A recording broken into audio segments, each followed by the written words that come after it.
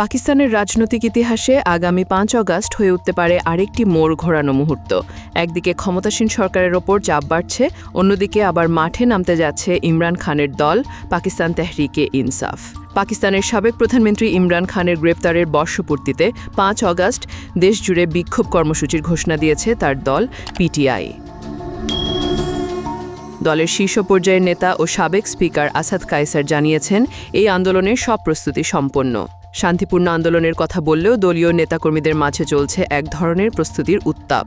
২০২৩ সালের ৫ অগাস্টে গ্রেপ্তার হয়েছিলেন ইমরান খান। দলটির ভাষায় সেটি ছিল এক রাজনৈতিক ষড়যন্ত্রের সূচনা।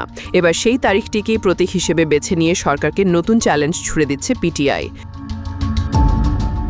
ইমরান খানের স্পষ্ট বার্তা, সমঝোতা নয়, হবে ন্যায় বিচারের লড়াই। দলের অভ্যন্তরীণ বিভেদ ভুলে সবাইকে ৫ অগস্টের আন্দোলনে একত্রিত হওয়ার নির্দেশ দিয়েছেন তিনি। তবে রাজনৈতিক অস্থিরতা আর নিরাপত্তা সংকটে ভোগা পাকিস্তানে এই কর্মসূচি দেশটির রাজনৈতিক দলগুলোর মধ্যে নতুন করে উত্তেজনা বাড়াতে পারে বলে মনে করছেন বিশ্লেষকরা।